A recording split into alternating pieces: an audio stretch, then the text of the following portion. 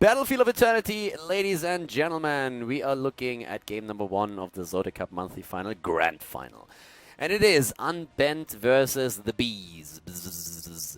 Very busy Bees on the side of ADRD's team, and immediately the ban on Medivh, since of course he had such a massive impact with that hero. So right now everybody who plays against him just says like, nope, not gonna work. I'm already going to tell you one thing. If you see a Nova all of a sudden picked or banned, don't get too excited. That is more or less an Oriel replacement. She's not included in this drafting tool with a picture just yet, and it actually was a little bit irritating at first in one of the earlier games when it happened. So if you see a Nova being picked, don't get too excited, don't get too happy, because it is going to be the Oriel replacement. At this point, we are actually going to, we actually have the Lunara taken here, taken out here, taken banned, and Unbent is immediately saying like, you know what? Sylvanas. That's a thing, because TBD, the Bees, they actually took that every single time where they got the chance.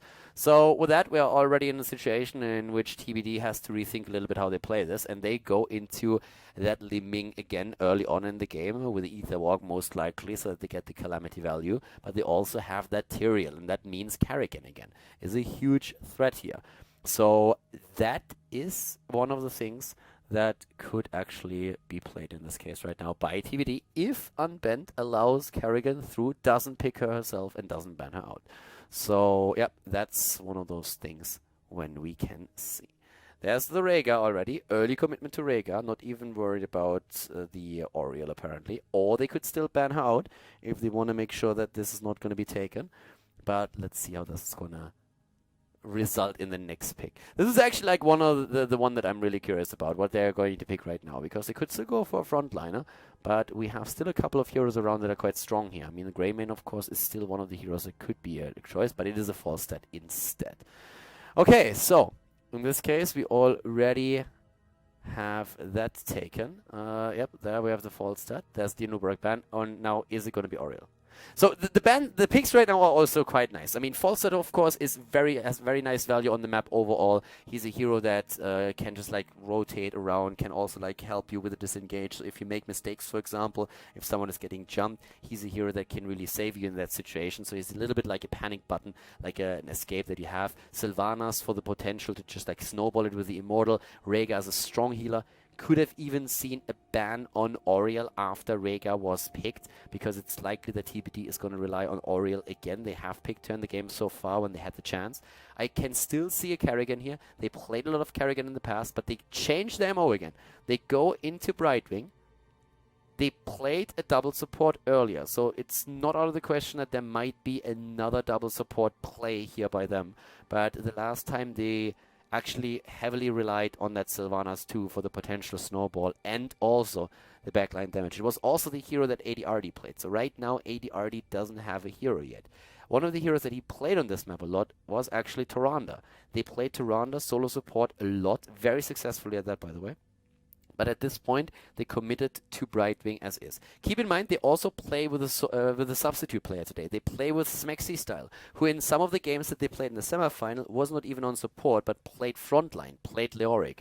So there's definitely a couple of things that have to be considered here when we're talking about the draft on the side of the determined Bees. Right now, they have the Brightwing for global mobility. That will definitely make it a bit easier to counter-soak what Falstad is going to do here. But I want to see if they think, okay, there it is. Tyrande picked as expected a little bit. As I said, ADRD, he's going to be on the Tyrande. Smexy, what is he going to play, though? This is actually going to be interesting, because right now I would have expected ADRD to be on Tyrande. And this is a draft that they used in the past to bring Karrigan in. And if they bring Karrigan in as the last pick, then they have Karrigan and Tyrael, which is great. They have Tyrande for the additional stun lock. They have a double support here, and they have a lot of disables. The one question that I have, if they do that, is which hero is Smexy Style going to play? Because Curson was so far on the support, Smexy Style the one that deviated away from support when the need be. But now the question is, which one of the heroes are going to be played? Nehi is most likely going. Sorry, Nest is going to be in Liming again, I would say.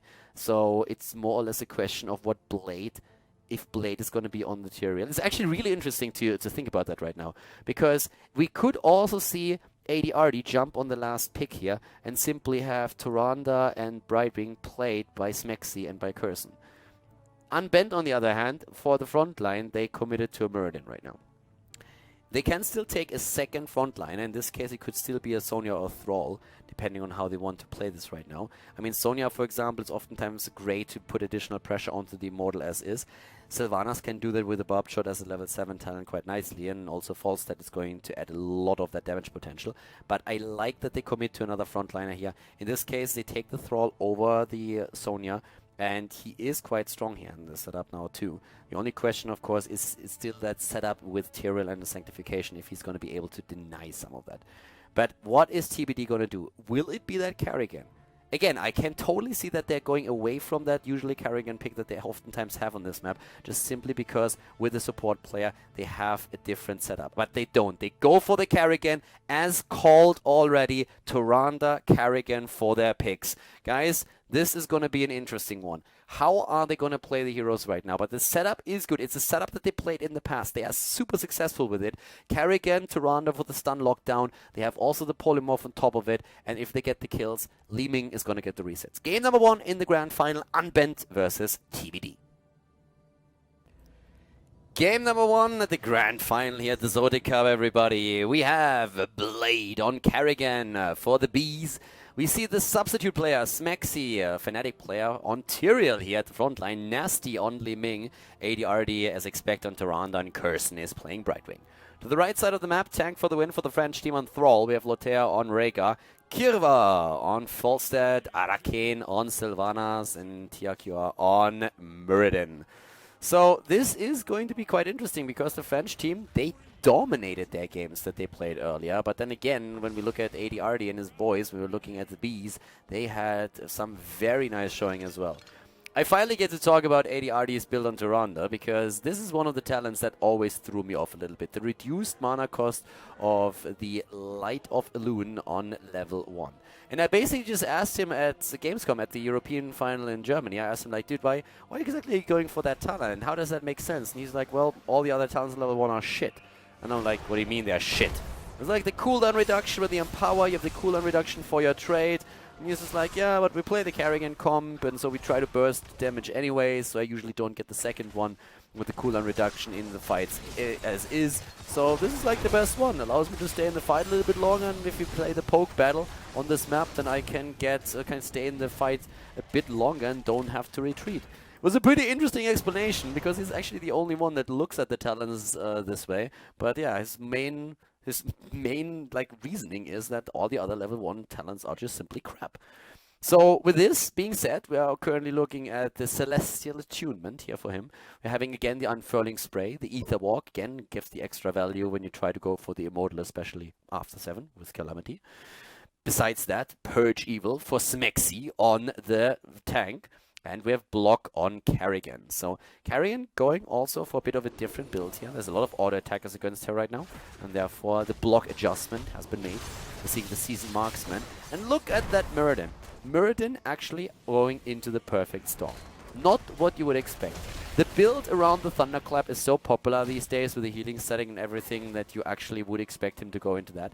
The interesting part is that in theory he can still go into a few of those talents, but if you go on the Perfect Storm as level 1, you usually try to get the Sledgehammer in there too, just because you get the extra damage also in against the Immortal, and then it's only a small step to go for the double, the Piercing Bolt, so that he can get in there as well.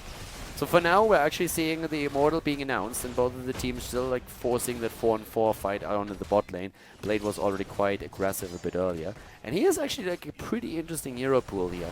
Plays some very interesting rotations in terms of his role. Tiakia on his Muradin has to be a bit careful here. Yeah, there comes Brightwing starting to move in, and they go for the race. It's a simple race between the two teams, and right now, I don't even know who is winning, but so far it looks like it is actually ADRD and his team. They are slightly ahead. Actually quite nicely ahead. They have more than 1,000 hit points of an advantage, so they're starting to jump in again as is, triggering that, moving in, and they're gonna win it.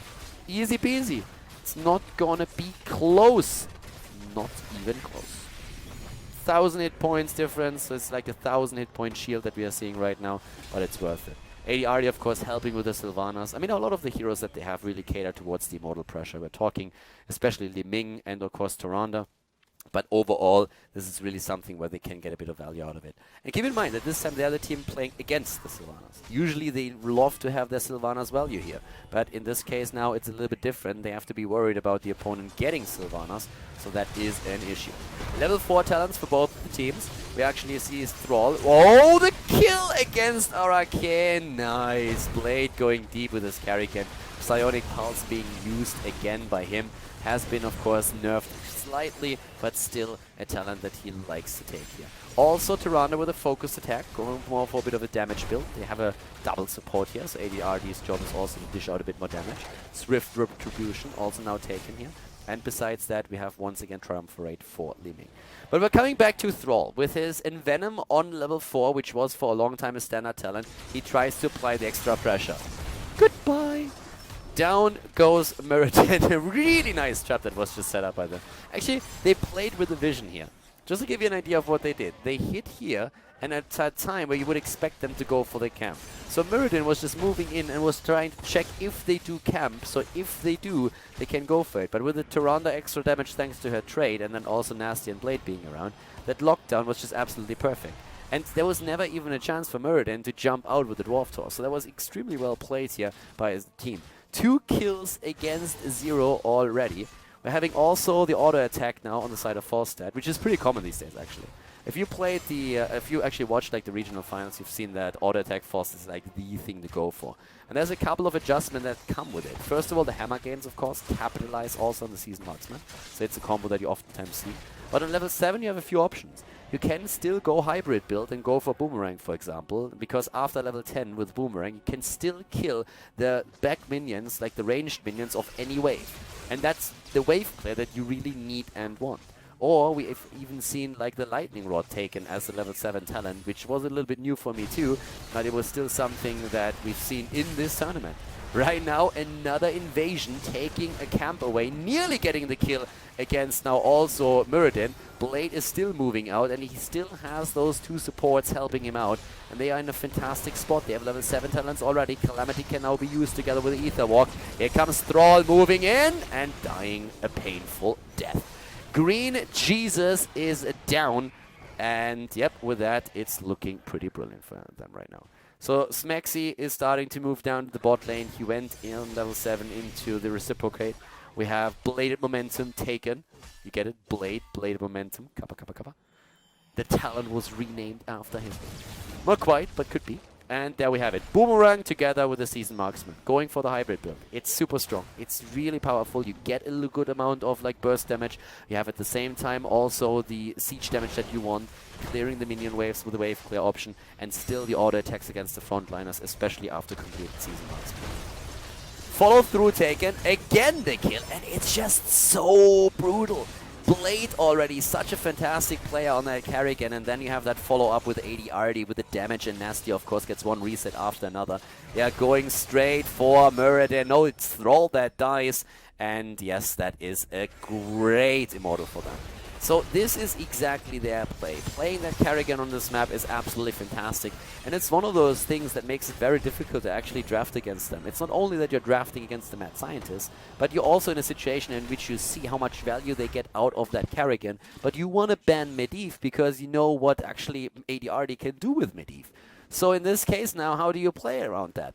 Sledgehammer taken. The build on Muradin, by the way, on any other map, it would be absolutely ludicrous. On this one, actually, I guess you could play it on Blackhearts and Sky if you really needed to and don't get value out of the sustain build.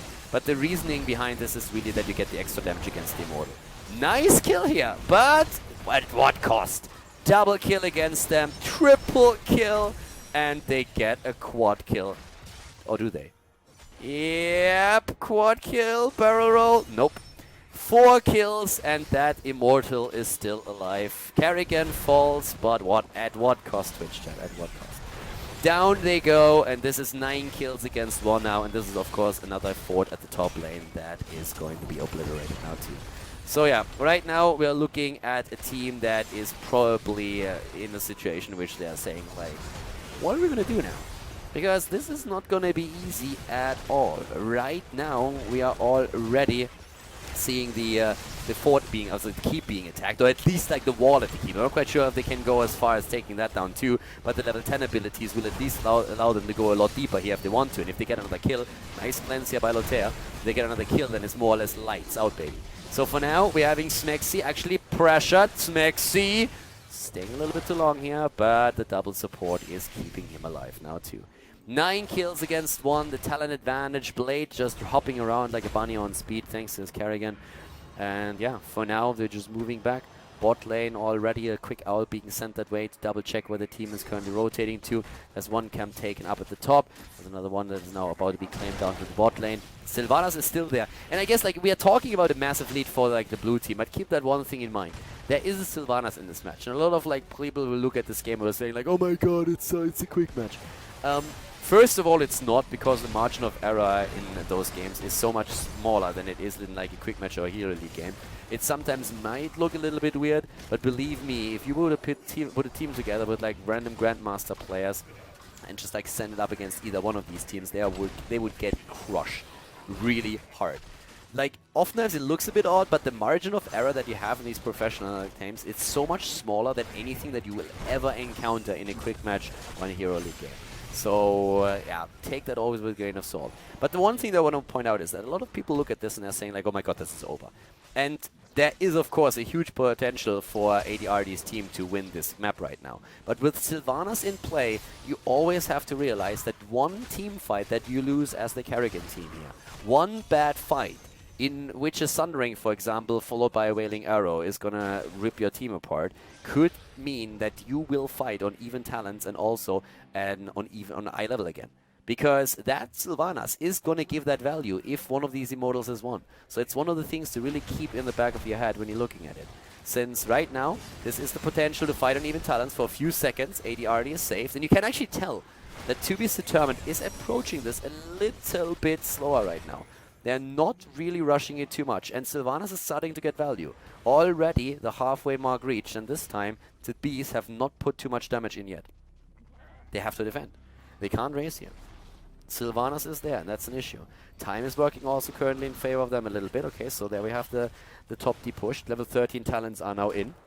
Bot lane pressure, that's what they're looking for. Eviscerate for the extra range. This is a strong talent right now. Illusionist now after Calamity. And again, the potential to just like hard engage with this. Also Toronto with a sprint taken as a level 13 talent. Lunar Momentum and sprint and Shield Dust. The sprint, of course, for the repositioning here, especially with Thrall being a constant threat right now. But False at the bot lane, trying to burst a few waves away. This is where Boomerang comes in really handy. But over here, they're starting to fight once again.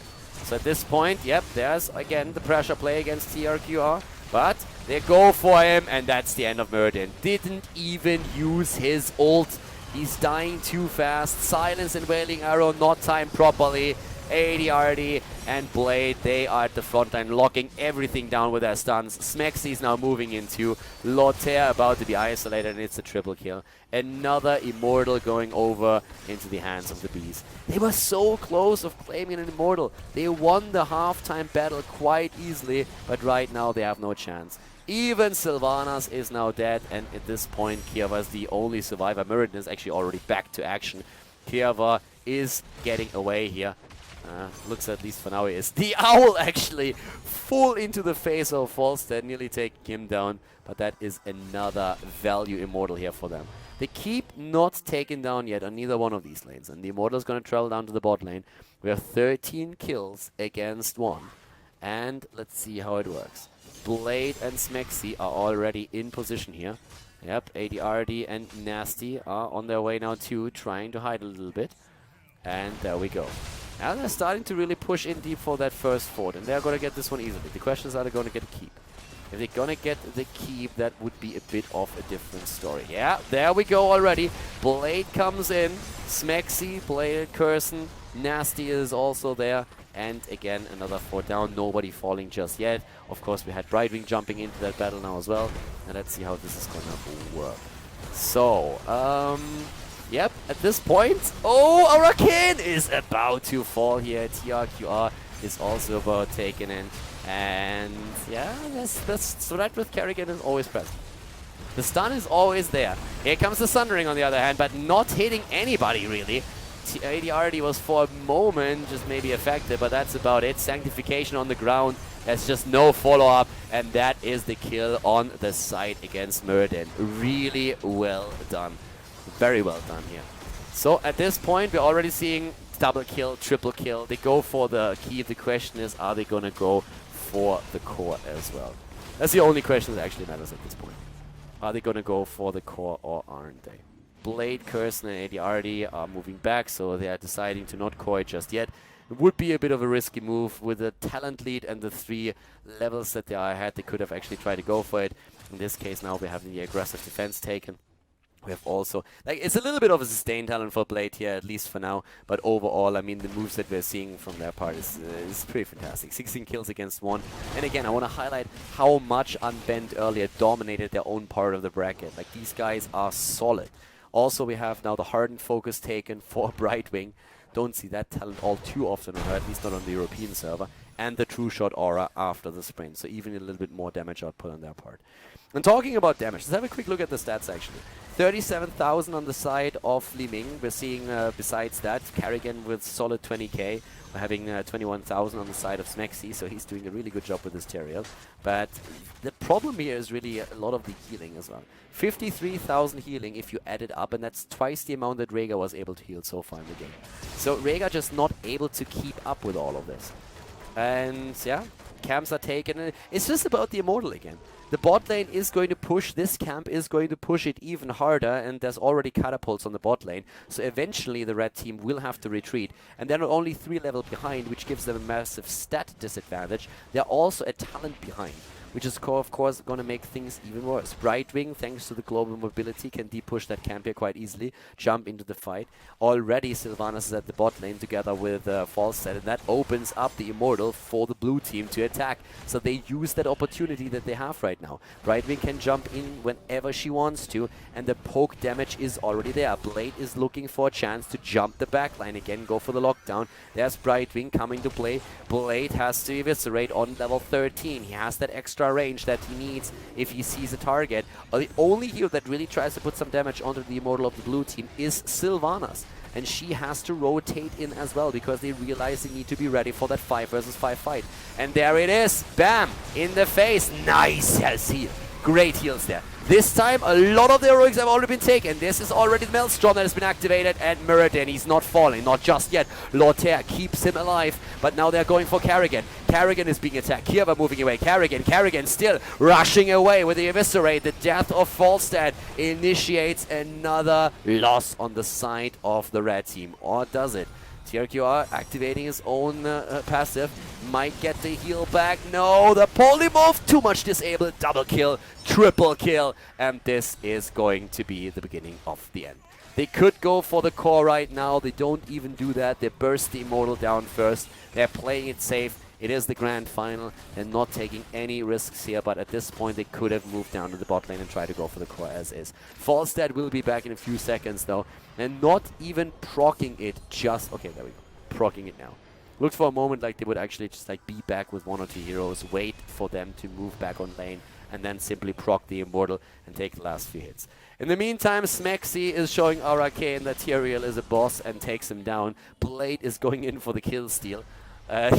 Takes that, jumps in with the Eviscerate. 21 kills against 1, and this is of course brutal. Level 16 talents are ready. With this we are seeing now the Cold Embrace, which synergizes still with the cooldown reduction on the Lost Soul. But let's see. We have Tempest Fury, Earthgrass Totem, and we're seeing now the heavy impact on top of it as well. So right now, teams are moving away again. Tank is there, Lothair, Kieva. Yeah, everybody currently in position for that. Kieva, Sundering. They're trying to go for a kill. They get the early one, then maybe they can defend. But nope, there it is. The Sanctification on the ground. Immediately, of course, Blade once more jumping the backline, using the Maelstrom here. As is the probable end of, yes, the end of Muradin. Great use here of all the disables that they have to lock him down. No chance for him to escape, and right now this is getting just like silly.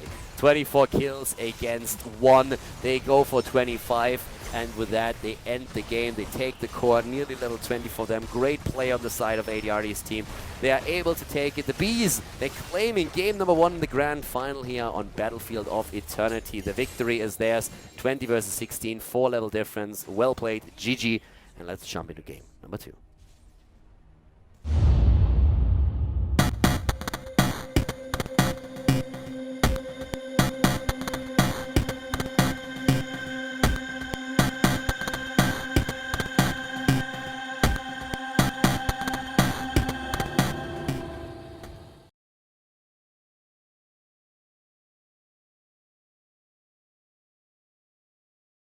Map number 2 is Tomb of the Spider Queen, and we have Unbent going up against the 2Bs Determined, and we have first pick, first ban for Unbent. The question is, Medivh ban, yes or no?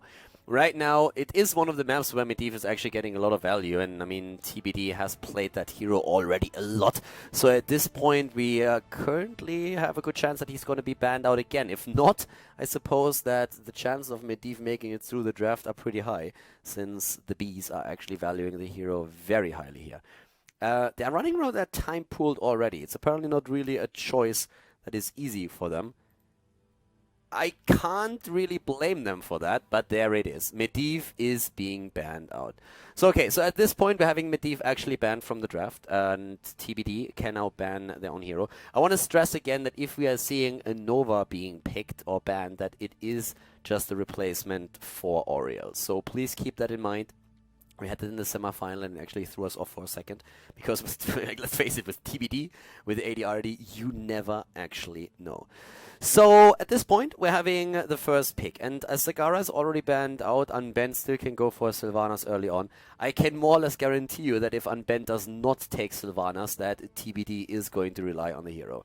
They love to play that Sylvanas style, and I mean, what would stop them really to just take the hero early on here? What are you picking if you're not picking Sylvanas? I mean, there's a couple of heroes, of course, that still get a fair amount of value here. It depends on what kind of style do you want to play. Do you want to play the wave clear, or do you just want to go for a team fight style? There's Kerrigan, for example, available right now that Sylvanas is already taken, so they could go for a Kerrigan composition again. Leoric already claimed here for the wave clear. He's a very strong tank, has been played as solo tank, can be played as double tank. If they play Leoric and just add, for example, a Thrall so that they have a good bot laner, they can get a lot of value out of that. There's still the Kerrigan around. And they go for Tassadar. Now, keep in mind that Tassadar has seen some solo play.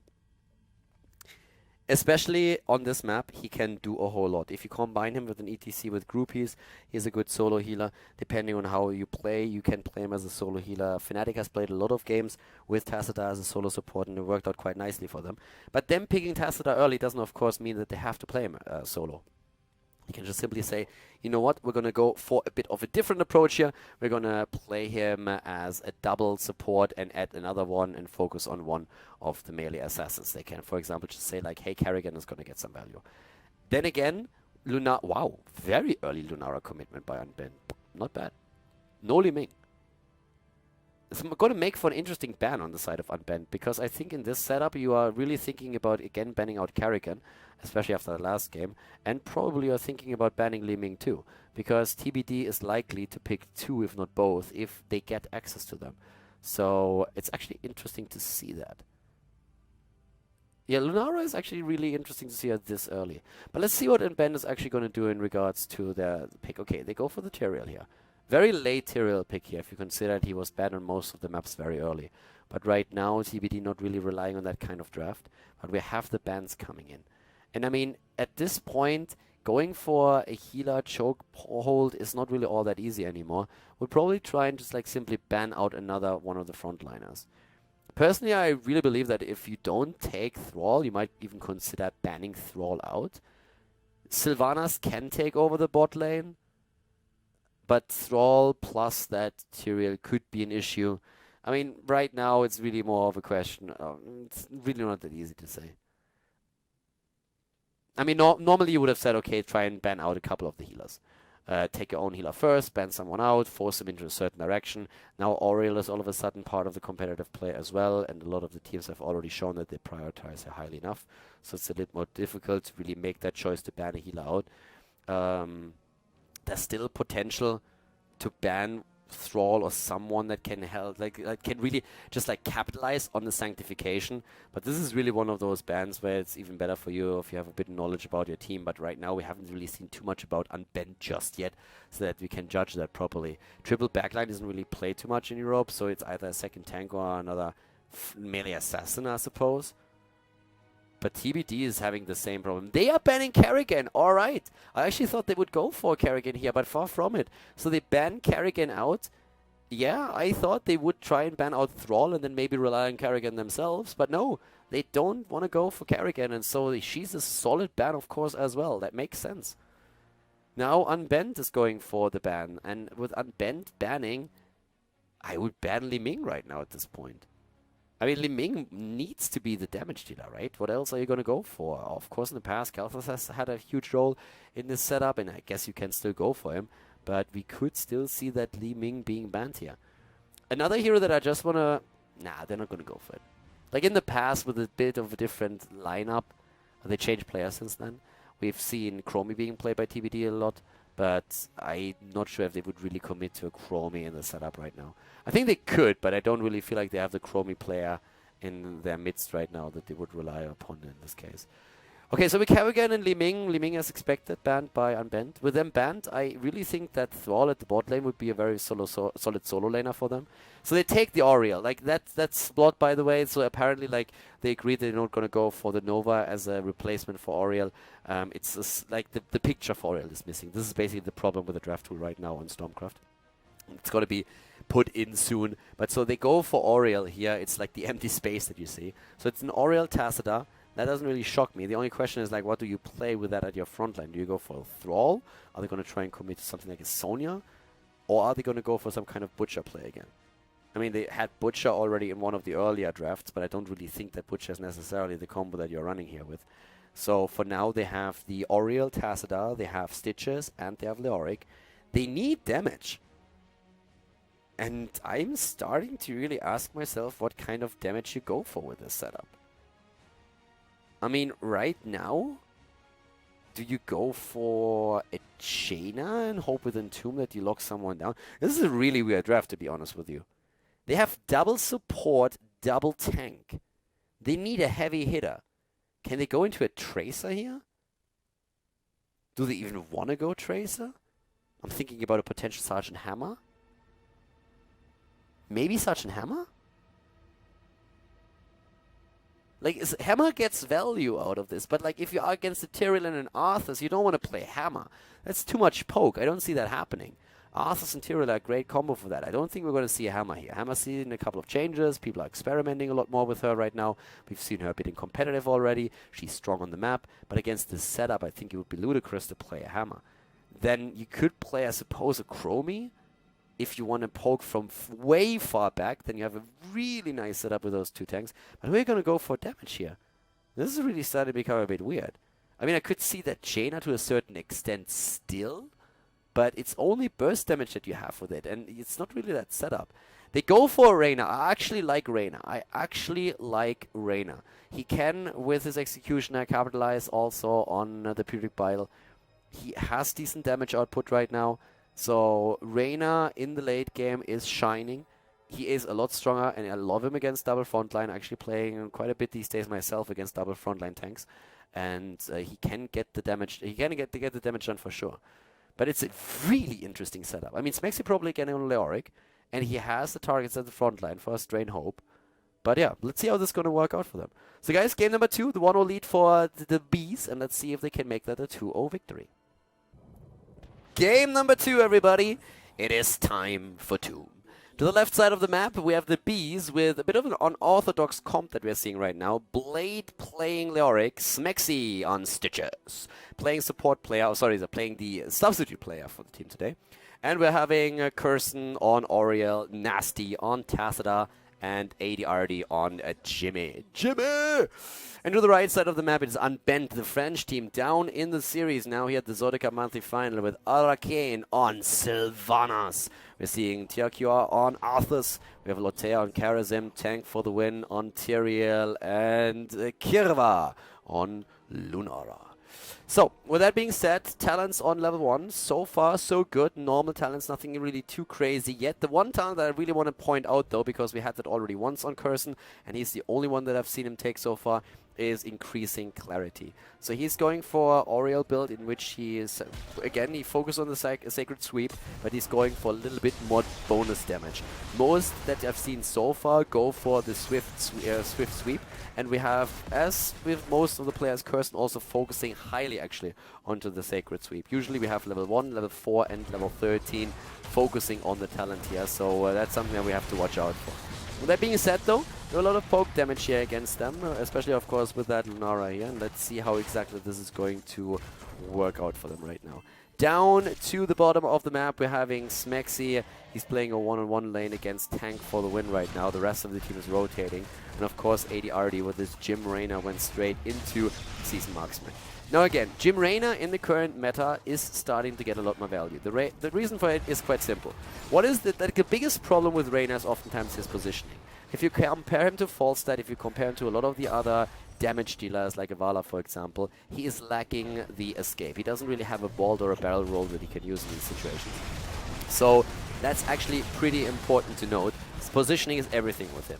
Positioning is made a little bit more easier for you if you have a double front line, and especially in Europe, double tank is extremely common right now. So if you have double front line, then Jimmy is a little bit safer in the back line, especially of course like in this setup with a double support, which is maybe overdoing things a little bit, but we're going to find out. And also, Jim really likes targets at the front line. Oftentimes when you play in like low-level matches, or if you like talk to players that don't really have a lot of experience with Heroes of the Storm, you see them expecting Raynor, nice kill against Arthas. You see them expecting Raynor to get the damage in against the backline. You hear like people saying, for example, read Reddit, don't focus the tank, oh my god, what you're doing. But that's exactly what Jim Raynor wants to do. Because he has a lack of escape, he wants to attack the targets that's closest. He never wants to go into the back line and expose himself to anybody at the front line of the opponent's team. So he's always going to try and attack the tanks as much as he can. And especially after level 13, he becomes a tank killer. Like, his auto attacks are already extremely powerful as is, but once that you have Giant Killer, potentially the Executioner even on top of it, you can do so much damage and you melt tanks away. So you always try to position yourself and so that you just barely target the heroes at the front. And this is something that we're going to watch out for here in this game now too, how ADRD positions himself on Raynor and how he does that. But if you can get those targets at the front because your opponent is playing 2 or 3 heroes that are melee, then you can get a lot of damage out, and I can show that to you a little bit later in the game. For now, of course, he's still stacking, and especially on this map, the stacking process is working quite nicely since you can rotate between the lanes. There's a bit of damage potentially okay against Nasty. Already, you could also see that Leoric down, but that's alright. You could see that Oriel actually focused with her trade a little bit on ADRD, and that's exactly what she should do, since he's the main damage dealer for now, and in the later stages he is going to get that value. Hook against our Arcane, and they're able to get that in. We're having, at the same time now, Fealty onto death. We're seeing the Majestic span taken, as predicted. The radius of the Sacred Sweep. Later on it's going to be the Blind on 13. We have also now the Leeching Plasma and the Focused Attack. So Raynor actually is going to have a lot of survivability with the Leeching Plasma here later on too. Gets the damage in right now, but as you can already tell, he needs to be a bit careful with the positioning. So ADRD protected by Kirsten, by Nasty. They're all right there trying to help him out. Stitch is going also into the Slam build. Since they have a double support, they can easily go for the extra damage build. And let's face it, they are going to need that extra damage. When it comes to just simply objective play, we have a slight lead right now on the side of Unbent, but ADRD is attempting to turn in as well. And already, if you're looking at damage, you can see that he's on 8,000 damage. So he's actually like the highest damage dealer of his team. Doesn't really come as a surprise. He's the only range damage dealer. But that's decent damage output for him right now. And he's going to scale over time. Nice turn in on the side of the blue team by now, though. We have the first web we were wave for ADRD's team, so the bees. And he gets the damage in against RRK now as well. So once that he actually starts to get a few more stacks on his Seasoned Marksman, it's going to be very difficult to deal properly with him. Right now we have also the Revolution Overdrive taken for him. We're seeing a quick pause, which allows us to go over a few of the talents. First of all, we have the Paralyzing Rage. And if you look at the Oryx build, you might be a little bit, like, not really weirded out, but you might look at it as like, well, Khaldor, why is he going for Reanimation? Why is it Fealty onto death? We saw so many Drain Hope builds so far. There is a double front line, there's an Arthas, why don't you go for that? The reason in this case is actually simple. If you go Drain Hope, then normally you do it if you want to be the damage dealer against the front, and also you do it on maps where you don't have such an easy time stacking. But right now, the reanimation allows him to get a bit more value on the map itself, since Stitches doesn't go for a main tank build, but he's actually going into a build where he's trying to dish out the damage. So they have Leoric now in a situation in which he wants to be a little bit more tankier. He also gets the extra sustain on the lane, fealty onto death. If you look, for example, at Alex the Pro G, he basically plays that talent nearly exclusively on this map, and with reanimation they can also get a lot of value, since that talent is just so fast in completion, the quest talent, when you're on such a small map where you can gather globes on 2 lanes. So that's one of the reasons here. And against the front line, they're going for the Paralyzing Rage to get the extra slow in. And that also allows Reyna, of course, to go into Executioner later on. So they have slow on several talents then later in the game that they can use to get extra value out of ADRD's auto attacks. Oriel, again with the Bursting Light here, the cooldown reduction on the Ray of Heaven that is being used. We've seen that a few times already as is. And ADRD just getting the damage in again. Also, by the way, no cleanse. The Echo of Heaven has now been chosen. There's no real need for cleanse. You could cleanse the hook, but apparently they are just completely fine with letting the hook potentially hit. The Echo of Heaven here, on the other hand, is going to give them a lot of heal in these situations. Also, the damage output that we have right now. Barbed Shot plus Nature's Culling. That's a lot of momentum that you get against structures and against opponents, and also against the objective, of course. So it's one of the things that we have to keep in mind here now, too. When it comes to like overall completion of the Seasoned Marksman, we're seeing by now, by the way, already 32 for ADRD. That's 20 extra damage. So that means that we are, in this case, now 6 minutes into the game, and he is halfway through with getting his stacks completed and getting the Seasoned Marksman quest completed. And that is not including any kills except for the one that we saw earlier. So it's 1 kill only, not much more than that, only minions. And that is, of course, because the lanes are so close together on this map that you have an easier time stacking, since you can just rotate between 2 lanes and get the value out of both. Rotation into the middle is now happening because, of course, the red team, Unbent, they want to turn in. And in this case, we are seeing the bees attempting to deny that until they have level 10, because then, after level 10, it's nearly going to be impossible for Unbent to get that turn in. So nice interrupts. And once that they have 10, they are very likely to get a turn-in on their own and make that 2 turn-ins in a row, which allows them to snowball a little bit. And here we are already. The turn-in attempt again denied, but here we have Kirva. Yep, there he is. There's level 10 just around the corner. They need to turn in now or retreat. There's no other choice. Kirva again with the turn attempt is all that they need. The interrupt! It's there. The hook hits home and they have level 10, and that's the moment. Putrid Bile, the Entomb is used. They go for a tank. Stun him out there for a second. Well done by Oriel also. Is she going into the Crystal Aegis? They attempt to turn in again, and they're so close to get another turn in for themselves. So right now, 33 gems that they have. It's not quite enough yet, but they're getting closer. Hyperion, Force Wall, Putrid Bile, the Entomb, we've seen it already. Nice wall, actually.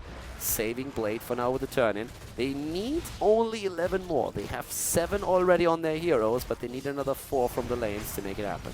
And right now it's 10 versus 10. This is the moment. Sanctification is potentially there. Now the teams are fighting. Hyperion not committed to just yet. Blade. Wraith walks out of there. And Stitches is attempting to maybe turn in. Nope, Smexy is still fighting with Kirva. They're starting to move over again. They have the gem count right now that they need.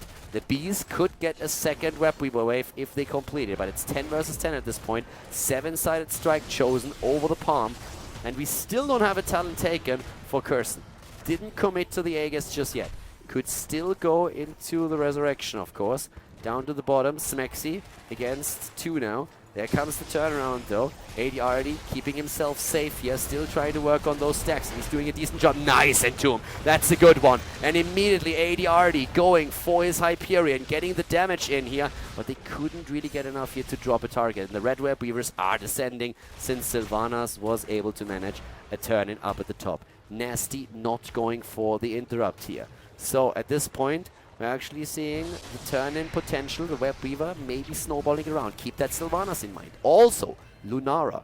Lunara and Sylvanas could potentially have a huge impact on this right now. Seasoned Marksman stacks, 28.9 extra damage out of potential 40 that we have. Looking at the damage, by the way, just look at the damage I put on Reyna right now. 33,000, all right? He doesn't even have Giant Killer yet, and he's on 33,000. Nobody is even close. The problem with Reyna is keeping him safe. But if you can't do that, his damage output is there. Entomb does miss now. And, well, we are seeing them starting to move in again, but keep that wave clear and the potential to snowball with Sylvanas now in mind, because Lunara, nice, gets hooked. Hooked and killed. Tank also low, and ADRD does not get close enough to drop him, but constant damage. 7-sided, denied too many targets walking into the 7-sided range, and therefore it doesn't really do the damage that they need to. There's a couple of ways how you can deal with the 7-sided strike. If you're a single target, you want to move out of it. If there's other heroes around, they just need to move into it, and the damage is going to distribute it between all the heroes, and that means that you're nearly losing nothing.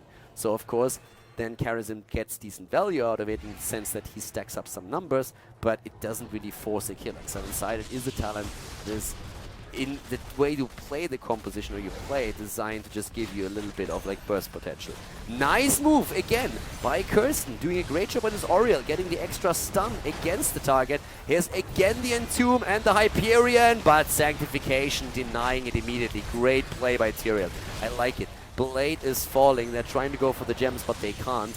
Kiava nearly falling, but barely healed out. And the blue Web Weaver still descend since the turn-in was made in time. Level 13 talents, giant killer value. That's what we're going to see right now. And that is going to make ADRD's Reyna so much more dangerous. Also on top of that, we're now seeing the Crushing Hope and we're seeing the Mega Smash. Crushing Hope is a great talent if you have Entomb, because you're more or less guaranteed that you get the extra value if you use Entomb and then the Crushing Hope. Webweaver, the bot lane, is of course going to get the value. 13 versus 13 now with a greater spell shield even taken for Lunara. A bit afraid actually. I would have thought that she goes into the unfair advantage with Arthas in the play, but nope, she does not. And Thearkja goes down, 7-sided is there, they don't care. And this is really where especially Reyna gets value. Look at that damage output! It's 55,000! It's crazy! Reyna might not have, like, he is doing so much work at this point. It's just like the auto attack value. A good front line, and all of this makes it work. Kirsten could even on 16 go for the auto attacks. If he goes for the attack speed, that could give Reyna even more to work with right now. Actually, at this point, my bad, having also converging force taken on level 13, haven't really talked about it. My bad, because I called the blind a bit earlier, didn't go for the blind. Instead, it's again that movement that they have right now. But yeah, forts all down, every single one of them destroyed. Again, they're moving through here. Smexy with the hook so far, on point. We're having the Trail of Frost, but it's still 3 kills against 2. Here they come again. There's the Entomb, Hyperion, and this time the Sanctification is out, but it's not good. It's a really shitty Sanctification here, only designed to save Tyrael, and that didn't work. He explodes into the face of Blade, but the heal is ready. Tyrael down, the kill against Lunara. They're moving in. Oriel with the heals over and over again, and ADRD just like pew-pewing away. That machine gun doing work, and they are starting to move in against that keep. Great play here, level 16 talents, and what do we have? 20% attack speed. Reyna is gonna be a god amongst men right now. It's not like he just didn't do, like he did already so much damage before that. Now he has Executioner and he has that additional attack speed. Guess what he's gonna be able to do at this point? They have a 3-level lead already. And Reyna is just gonna pew away. They can go boss if they want right now, for all that I care. And they do. They also have the Entomb ready again, so even if you move in and try to fight, first of all, you can use the Entomb to just zone them out. They have a Force Wall on top of it. And then, of course, not even contesting it. Why would they? They can't contest it. They know that, of course. So they go in and they just simply drop the boss like it's nothing. The Red Web Weavers, yeah, they're gonna come down, but guess what? They're not gonna do a bloody thing. Nothing. Reyna has also now his own attack speed talent accomplished. He has the Season Marksman. It's a triple! It's a triple right now. The Sanct this time finally getting value, but the Entomb already forcing them into a really awkward spot. Tank is eating damage. The silence has been used as well. The boss is moving through. They want to go for a core apparently already. They don't even care about the Web Weavers. The hook is there. Lothair eats damage. So does Arcane, and they're just on the run. They're busy running. They're busy running the entire time here. The core is not really being attacked, but they're moving back for now. So at this point, let's double check real quickly the damage. 68,000 for good old Jimmy. And in the meantime, everybody is moving towards the Web Weavers to defend them. Now again, I have to highlight that with Reyna, the positioning is everything. So oftentimes you see Reyna players that are playing in Quick Match, in Unranked Draft, in Hero League, and they are nowhere near this damage output. And the reason for it is actually quite simple. Oftentimes it's because they're too greedy. They're trying to suddenly attack backline heroes. They're not focusing on the closest target, so they can easily be jumped and taken out. Also consider the composition that is being played. It is important that you have that double front line as well. Arthur's taken down again. ADRD always in the back, and let's not forget that this is double support on top of it too. So once more, they're just going in with the damage output, and they're just like dropping their damage so much. Look at that wall, it's beautiful. Drum would be so proud, but this wall at least doesn't really cost anything. Tank for the winner, also taken out, and in this case Lothair and Kirva, they are the only two survivors next to Sylvanas, who moved to the top lane and didn't even participate in this one. 16 talents alone. That Executioner is just absolutely fantastic, and they are just doing a solid amount of work. 7 kills against 2 right now. Let's take a look at the stats again, just like to double check what we have on Oriel's part. 52,000 heals against the 68,000 that we're currently seeing for Karazim. Another turn-in attempt, of course, now happening, and they have the gems that they need to get that through. It is looking absolutely fantastic for them right now. So at this point, we're starting to see ADRD just pushing the bot lane a little bit, but the Web Weavers are going to come through for them for sure, and then we're going to see what's going on there. So, yeah, well, they don't have the gem counter turn in. I'm not quite sure why they even like waved in there. So right now there can be an easy turn in on the side of like Blade. They don't have level. The thing is, they don't have a talent lead anymore. It's 16 versus 16. Problem is, I don't really think they care. So Lunara with the invigorating spores. We have also the Circle of Life, the Remorseless Winter. But I mean, at this point, are they really afraid to force a fight? I don't think so. Great, again, the stun, the additional stun thanks to Oriel. Curson barely dodging this one. And at the same time, we're having just like, again, with 7 versus 2 kills, 18 versus 16 levels. The hook against Arthur's, and they are going for it. Yep, there's Tank. Now he has the holy ground, but there is the Sank because he has to. Silence is great, and that's the end of Oriel. That was a great one. But now that the Sanctification is already out, and that means that now the Hyperion gets decent value. They move them back, they get the damage output again in against them, even using the ultimate on Stitchers. Smexy and his boys are doing some work here, but they can't go for another turn in. They need another 10, and they are waiting until Oriel is back, because without a healer, this is going to be a little bit more difficult for them. So, let's see. Right now, Blade moving back, tapping at the well. We're still seeing a potential turn-in for the blue team. The red team doesn't have enough gems. They don't. They need to wait longer. They need to clear a few more waves before they can make that play happen. Look how they are not afraid to move in with 4 at the top. They know that there's still a split on the opponent's side. They can also like disengage still with all of this, but the poke is there. And now the potential turn-in. Now they can turn in, and Arcane makes it happen. Arcane makes it happen, the Red Bird Weavers. Is it the comeback? Is it a comeback for them right now? We're having, at this point, Oriel back. But do they have the comeback potential now with those Web Weavers? That's one of the big questions that we have for now, of course. So right now, top lane is being pressured. That's probably one of the lanes that they're going to focus on. They need to take the fort down. That's additional experience, and they need to close the 1-level gap that exists between the two. In the mid lane, forts have already been destroyed, so this would actually pressure immediately against the wall at the keep. It's the first one that the blue team is going to focus on. They want to get rid of this one easily, and then they can defend the top lane, which is what they kind of have to do. So priorities here. Take this one out. It will push on its own, so that's an easy one. Blade moving back, and now the defense up at the top. That's the one that counts. The keep is there. It's a keep for a keep so far in the game. Oh, sorry, one keep that has been taken out. It would be a keep for a keep, I think. But the hook, again, this time not hitting. Trail of Frost on the other side. Locks down 2.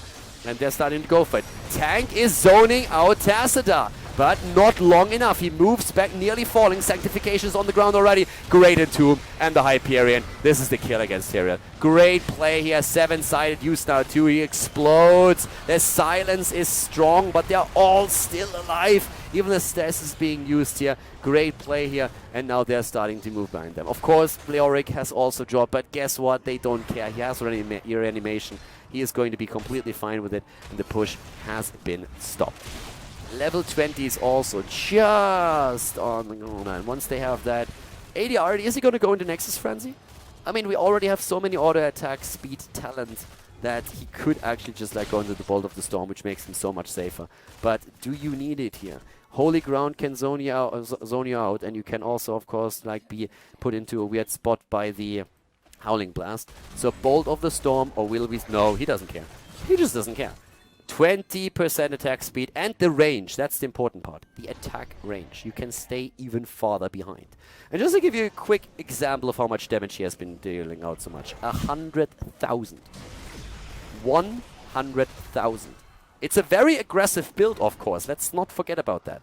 But he has the safety thanks to the double support and the double tank. He needs to do that damage. Once again, they're starting to move in. Reyna is up at the top lane.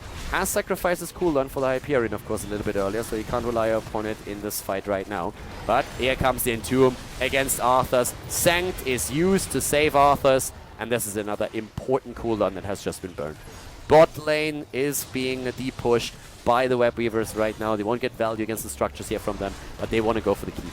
And if they get the keep in the mid lane right now, that's 2 keeps lost already to the red team, and Unbent is in trouble. They are indeed in trouble, in a lot of it. 8 kills against 4, 20 talent against them. There's more than the keep at stake here, of course. They want to go for the core right now, and they have what it takes. The Web Weaver is pushing through the top lane, through the mid lane. Bot lane being depushed, as I said already a little bit earlier, thanks to it. And here comes the Hyperion. The cooldown is back to business, and this is the moment. There comes Tyrael. Tyrael is focused. Blade is low, but nobody even touches Reyna. And with Jimmy dishing out the damage, they go for the potential kill, and that keep, that core is losing hit points so fast. Catapult's already locked on, and this is going to be it, ladies and gentlemen. The game is lost. Unbent, they lose, and we see 2Bs Determined claim the ZOTAC Cup Monthly Final with a 2-0 victory at the Grand Final. GG, and well played.